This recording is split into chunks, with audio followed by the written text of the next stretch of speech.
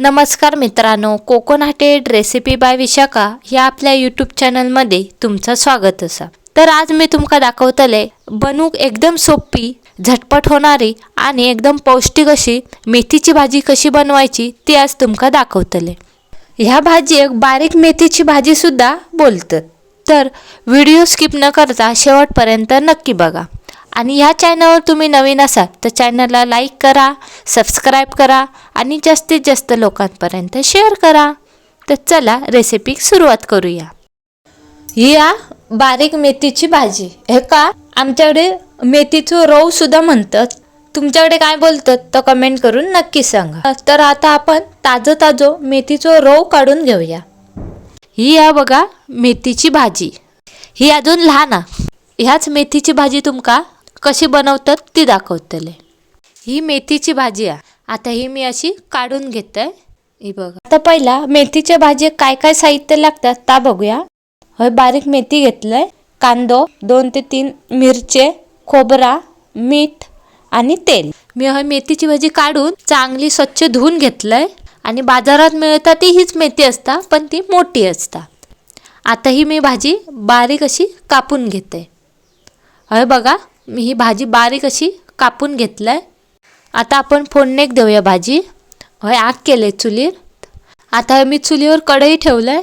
आता मी ह्याच्यात पहिलं तेल घालतले नाही, आज मी तुमका एकदम सोपी पद्धत दाखवतले। हे बघा, पहिलं कांदो टाकायचो, मग मेथीची भाजी टाकायची आपण चिरून घेतलेली, त्याच्यात तुमच्या आवडीनुसार मिरची घालायची। मी 2 ते 3 मिरची घातल्या आणि चवीनुसार मीठ टाकून घ्यायचा। हे बघा, पण ह्या करताना लक्षात ठेवा, जर तुम्ही ही भाजी गॅसवर करत असाल तर गॅस एकदम बारीक करायची। मी चुलीवर करते, मग आग मी एकदम बारीक केले। आता ही भाजी एकदा आपण मिक्स करून घेऊया। आता ही भाजी मिक्स करताना ह्याच्यात पाणी ओतायचं नाही, कारण पाणी ह्या भाजीत आपणच पाणी सुटतला, त्यामुळे पाणी टाकूची काय गरज नाही। आता आपण ह्या असं एकत्र टाकल्यामुळे कांदा आणि भाजी आपली एकदम शिजतली। जर तुम्ही पहिलं कांदा भाजून घेतलात ना आणि मग तुम्ही मेथीची भाजी टाकलात तर कांदा एकदम जास्त भाजता, त्यामुळे हे सगळं एकदम मिक्स करून एकदमच टाकायचं। ह्या बघा, हे भाजी एक बघा पाणी सुटला आत्ताच। हे बघा, दिसतं तुमका पाणी? हे बघा पाणी सुटला। ह्या भाजीतलं पाणी आटेपर्यंत आपण ही भाजी शिजून घेऊया। आता हे बघा, भाजीतलं पाणी आटला ना का मग त्याच्यात 2 चमचे तेल टाकून घ्यायचा आणि ही भाजी चांगली मिक्स करून घ्यायची।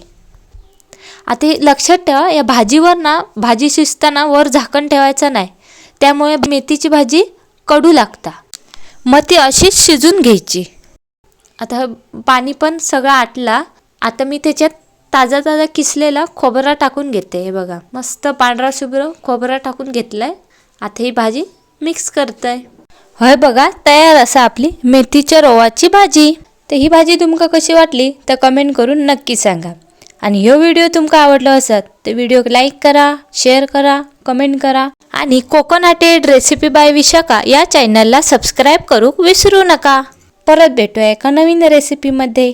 बाय।